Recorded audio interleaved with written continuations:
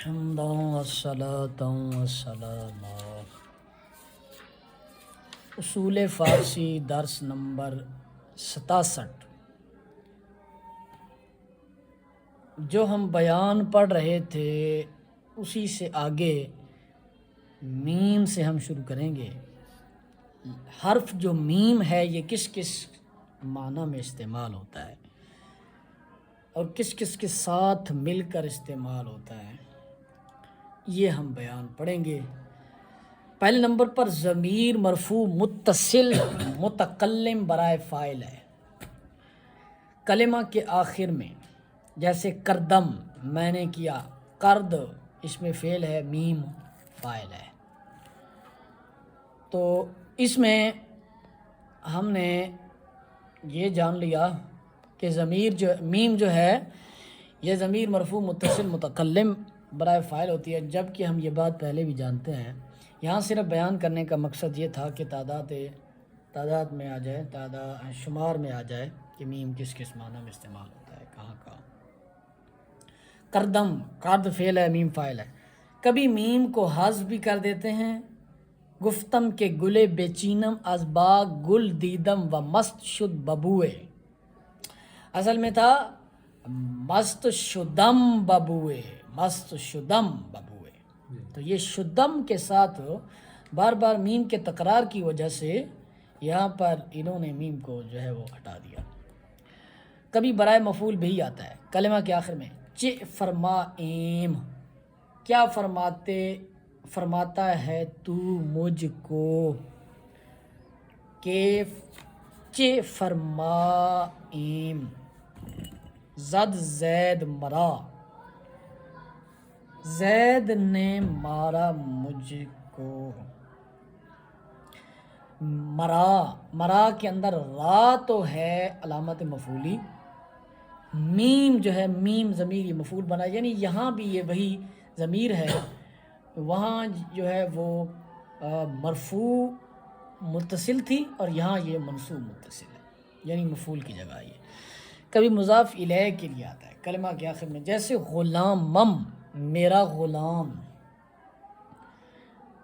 فائدہ، اس میم کو کبھی وزن شعری کے لیے مضاف سے پہلے یا بعد میں کسی اور کلمہ کے ساتھ ملا کر لکھ دیتے ہیں، جیسے تو لائے مردانے آں پاک بوم بر انگیختم خاطر از شام و روم.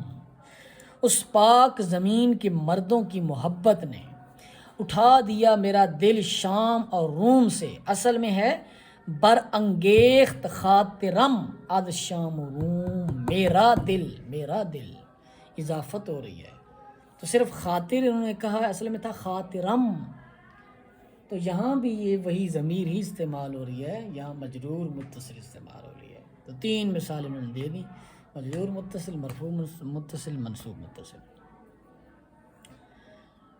برائے نسبت، برائے نسبت یہاں ایک بات بتاؤں، یہاں جو برائے مفعول بتایا تھا میں نے، اس میں متصل نہیں ہے، صرف یہ مفعول کے طور پر استعمال ہو رہا ہے اور مفاعیل جو ہیں وہ منصوب ہوتے ہیں. برائے نسبت کلمہ کے آخر میں نیلم نیلے رنگ والا، منصوب بنیل، یہ آپ نسبت کے بیان میں بھی پڑھ چکے ہیں. زائدہ استعمال ہوتا ہے کلمہ کے آخر میں، اس وقت اس کا معنی نہیں ہوتا.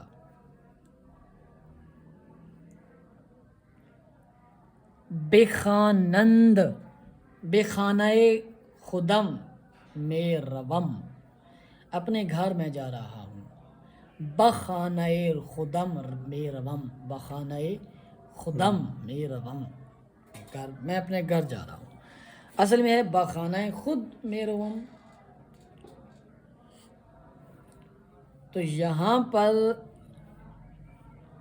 جو میم آئی ہے خدم کے ساتھ، خدم، یہ میم زائدہ ہے.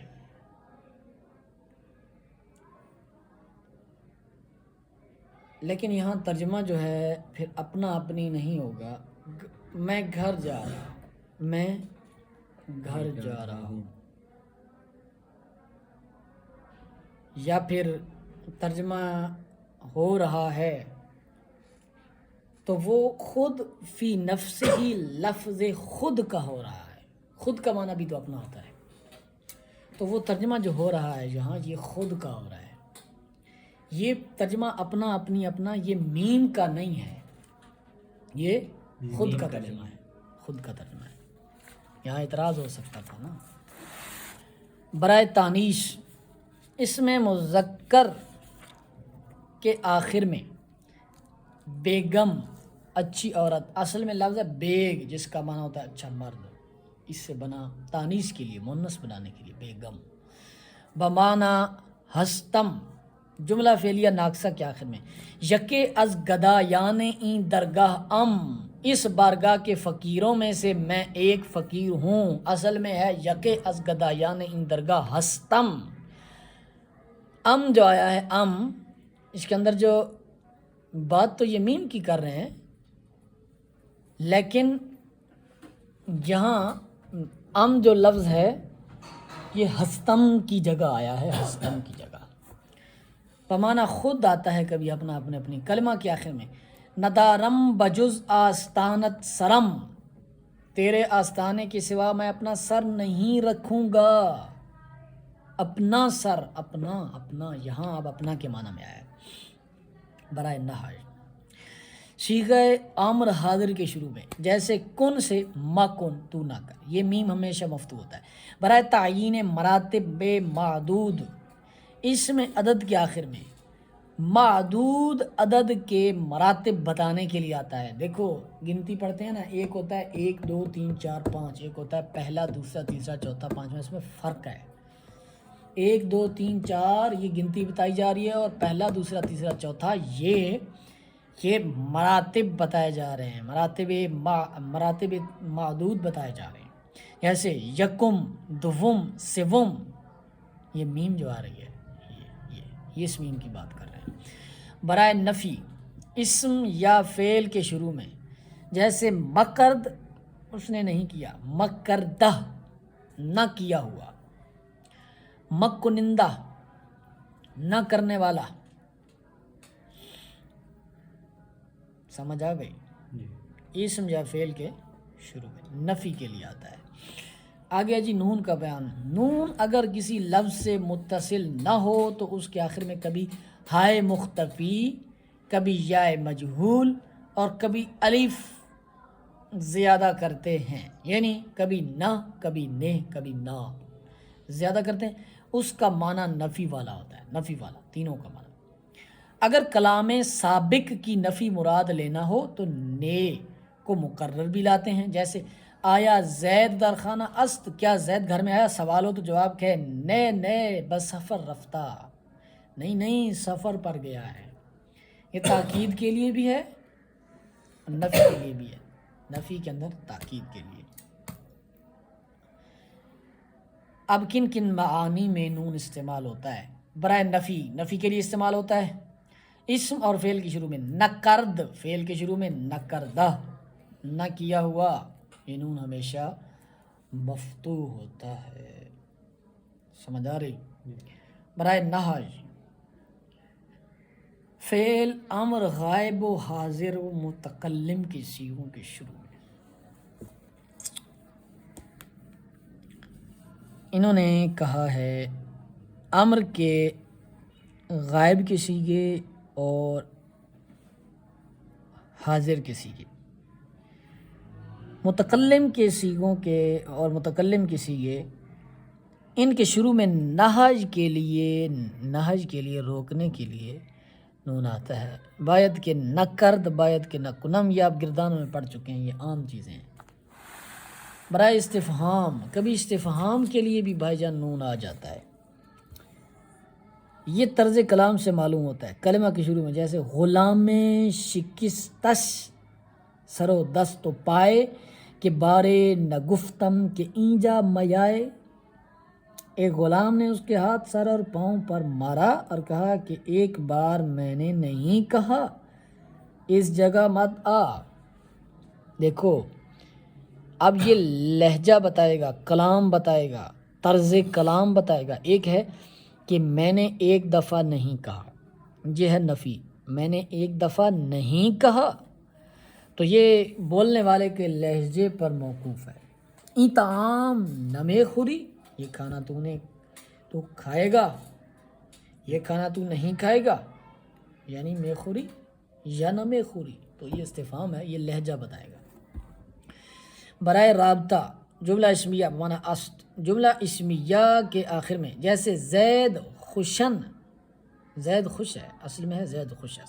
علامت مصدر ہے، مصدر کے آخر میں تا یا دال کے بعد، جیسے رفتن آمدن وغیرہ آپ جانتے ہیں۔ برائے نسبت اسم کے آخر میں جیسے ریمن پیپ والا، منصوب بریم، جوشن جوش والا، منصوب بجوش، اور یہ بھی کہتے ہیں کہ یہ نون الف نون کا مخفف ہے جو نسبت کے لیے آتا ہے، جیسے ایران منصوب با ایرج، فریدوں کے بیٹے ایرج کے نام پر ایران کہلاتا ہے، ایرج کے نام سے ایران بنا ہے۔ تو یہ دو قول ہیں اس کے متعلق۔ اس کے بعد جی برائے ظرف، ظرف آپ جانتے ہیں، اس کا پورا موضوع آپ پڑھ چکے ہیں۔ فعل امر واحد حاضر کے آخر میں، جیسے چمن ٹہلنے کی جگہ، چمن ٹہلنے کی جگہ، چرن چرنے کی جگہ، چریدن مصدر سے، ٹھیک ہے، چمیدن مصدر سے چمن، چریدن مصدر سے چرن، چمد مضارع سے چم، اور چرن مضارع سے چر کے ساتھ نون لگایا۔ زائدہ کلمہ کے آخر میں آتا ہے، پاداش سے پاداشن بدلہ، اور زیبا سے زیباں خوبصورت، سو سے سوں، طرف، چو سے چوں، اگر، جب، کیونکہ۔ تو یہاں پر جو نون غنہ وغیرہ یہ سب چیزیں آ رہی ہیں، ان کا کوئی معنی نہیں ہے، کیونکہ یہ زائدہ ہے، یہ تحسین کلام کے لیے آتا ہے، کلام کے حسن کے لیے آتا ہے، کبھی یہ اشعار کے اوزان برابر کرنے کے لیے آتا ہے۔ واو کا بیان، واو کی دو قسمیں ہیں، واو اصلی، واو زائدہ۔ واو اصلی وہ ہے جو کلمہ کا جز ہو، یہ دو قسم پر ہے، واو معدولہ، واو ملفوظہ۔ واو معدولہ وہ واو جو پڑھنے میں نہ آئے، صرف لکھنے میں آئے، جیسے خرد، خرد یہ آپ پڑھ چکے ہیں مقدمہ میں، خوش، خیش، خواجہ، خود، یہ پڑھنے میں آتی ہے، نہیں آتی، لکھنے میں آتی ہے۔ واو ملفوظہ وہ واو جو پڑھنے اور لکھنے دونوں میں آئے، جیسے معروف، مجہول، یہ ہاں ٹھیک ہے، یہ بھی میں نے ویسے بول دیا، معروف کے اندر واو جو ہے یہ بھی واو ملفوظہ کی مثال ہے، مجہول کے اندر واو جو ہے یہ بھی ملفوظہ کی مثال ہے، یہ مثالیں ہیں۔ تو اس کی قسمیں بھی دو ہیں، معروف اور مجہول، معروف اور مجہول۔ معروف واو جو خوب ظاہر ہو کر پڑھی جائے، یہ بھی آپ پڑھ چکے ہیں، نور، حور۔ مجہول وہ جو ظاہر ہو کر نہ پڑھی جائے، جیسے زور، شور، مور، کور، اندھا۔ واو زائدہ جو کلمہ کا جز نہ ہو، اس واو کے 10 ذیل معنی ہیں، کلمہ کا جز نہ ہو۔ برائے عطف بمعنی اور، معطوف اور معطوف علیہ کے درمیان میں عطف کی، جیسے آمد زید و امر، زید اور امر ہے، یہ واو کبھی معذوف بھی ہو جاتی ہے، جیسے قربان شوم تورا کہ نہ دانستائی ہنوز اخلاص من، محبت من، میں تیرے قربان جاؤں کہ ابھی تک تو نے نہیں جانا ہے میرا اخلاص اور میری محبت، اصل میں ہے اخلاص من و محبت من۔ برائے استبعاد بمعنی دور، ناممکن، استبعاد دور ہونا، ناممکن ہونا، تو کلموں کے درمیان جو دوری نہ رکھتے ہوں، دوری نہ رکھتے ہوں۔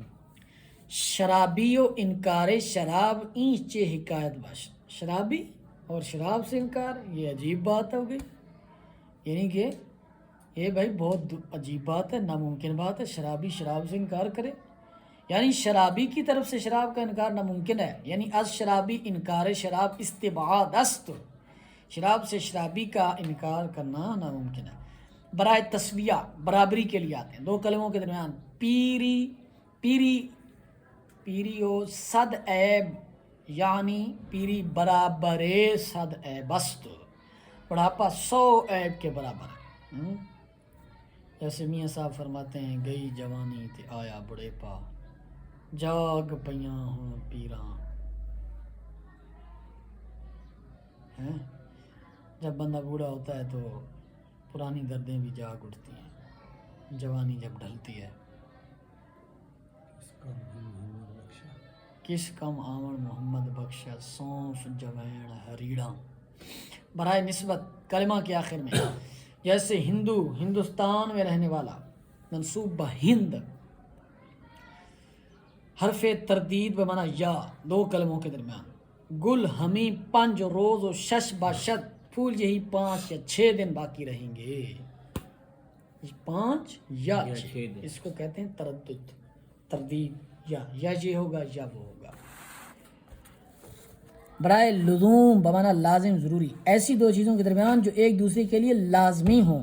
اگر دعوتم رد کنی ور قبول منو دست و دامان آل رسول، میری دعا کو اگر تو قبول فرمائے اور اگر نہ فرمائے، میرا ہاتھ اور آل رسول کا دامن آپس میں لازم و ملزوم ہے.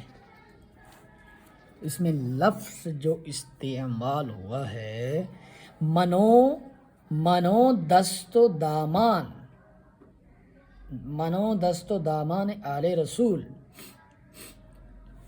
میں میرا ہاتھ یعنی میرا ہاتھ اور دامن رسول، یہ واو جو آ رہی ہے یہ لزوم کے لیے.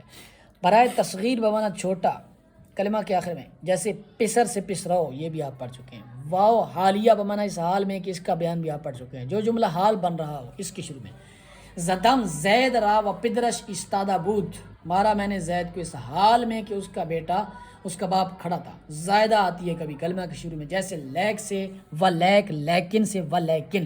کبھی برائے معاوضہ بمانا بدلہ عوض کی آتی ہے کلمہ کے شروع میں 1000 جاں گرامی فدا و یک قدم رفتار، ایک قدم چال کے عوض 1000 معزز جان فدا، یعنی بعوض یک قدم رفتار 1000 جاں گرامی فدا و یک قدم رفتار. یہ واو جو آئی ہے واو یہ واو عوض کے لیے آئی ہے، بدلہ کے لیے، معاوضہ کے لیے آئی. مخفف ضمیر منفصل واحد غائب، مخفف ضمیر منفصل واحد غائب. کبھی جو ضمیر منفصل واحد غائب ہے اس کے مخفف کے طور پر بھی واو استعمال ہو جاتا ہے، جیسے را علامت مفعولی یا را علامت اضافت کے ساتھ. دل متحیر کہ چہ داند ورا، دل حیران ہے کہ وہ کیا جانتا ہے اس کو. ورا یہ اصل میں تھا اورا، یہ او ضمیر کے مخفف استعمال ہوا ہے واو. اس کے بعد جی ہا کا بیان ہے اور آخری بیان ہے، توجہ فرمائیے. ہا کی 2 قسمیں ہیں، ہا ملفوظی ہا مختفی، یا پڑھ چکے ہیں مقدمہ میں. ہائے ملفوظی وہ ہے جو پڑھنے میں آئے اور کلمہ کا جز ہو، جیسے گرہ اور ذرا، گرہ اور زرہ. یہ واو جمع میں برقرار رہتی ہے جیسے زرہ ہا، واو جمع میں برقرار رہتی ہے. زرہ سے زرہ ہا جمع، گرہ سے گرہ ہا، اور کاف تصغیر کے ملنے سے یہ ہا مفتوح ہو جاتی ہے جیسے گرہ حق، زر حق، اور اضافت کی حالت میں اس ہا کے نیچے کسرہ آ جاتا ہے جیسے گرہ من، زرہ من. کبھی کسرہ آ جاتا ہے اور کبھی اوپر حمزہ آ جاتا ہے، آپ پڑھ چکے ہو اضافت کے بیان میں. ساری پڑھی ہوئی چیزیں دوبارہ دہرانے. ہائے مختفی وہ ہے جو صرف لکھنے میں آئے پڑھنے میں نہ آئے، اس کا ماقبل مفتوح ہوتا ہے جیسے جامہ اور خامہ. ہا کے ساتھ جمع بناتے وقت اکثر یہ ہا حذف ہو جاتی ہے جیسے جامع سے جامہ، خامہ سے خامہ، اور ان کے ساتھ جمع بناتے وقت اور آخر میں کاف تصغیر لگاتے وقت یہ ہا کاف فارسی سے بدل جاتی ہے جیسے گوئندہ سے گوئندگاں، روندہ سے روندگاں، اور آزردہ سے آزردگی، آزردگی، افسردگی. سمجھ آئی بات کی؟ تو کن کن معانی میں ہائے مختفی استعمال ہوتی ہے، توجہ فرمائیے. 10 معانی میں استعمال ہوتی ہے جی. برائے نسبت اسموں کے آخر میں دندانہ، دانت والا، دنداں کہتے ہیں، دانت کی جمع ہے دنداں، دانتوں والا. منصوب با دنداں، دستہ ہاتھ والا، منصوب با دست. یک سالہ 1 سال والا، منصوب با یک سال. یک ماہ 1 ماہ والا، منصوب با یک ماہ. یہ ہا کبھی یا نسبت اور نون نسبت کے بعد بھی آتی ہے جیسے شب سے شبینہ، سمجھ آئی بات کی؟ یہاں کبھی یا نسبت اور نون نسبت کے بعد بھی آتی ہے، کبھی بعد میں بھی لگا دیتے ہیں. شبینہ کم سے کمینہ، کمی والا. برائے فعالیت آتی ہے کبھی یہ ہاں اسموں کے آخر میں. ناکارہ آپ نے فاعل کے بیان میں پڑھا ہے، کام نہ کرنے والا. عمر چاند روزہ، عمر چاند روزہ، چاند دن والی عمر زندگی. چلہ 40 دن والا. برائے مفعولیت بھی آتا ہے، ماضی مطلق کے صیغہ واحد غائب کے آخر میں. خریدہ خریدا ہوا خریدا گیا، اور پروردہ پالا ہوا پالا گیا. برائے عطف بمعنی اور آتی ہے دو فعلوں کے درمیان. خرد رفت اس نے کھایا اور گیا، کھا کر گیا. برائے حال وہ اسم جو حال بن رہا ہو اس کے آخر میں. خرد طعام نشستہ اس نے کھانا کھایا بیٹھ کر. سمجھ آئی بات کی؟ برائے مشابہت، برائے مشابہت بمعنی مثل کی طرح. اسموں کے آخر میں الف نون کے بعد.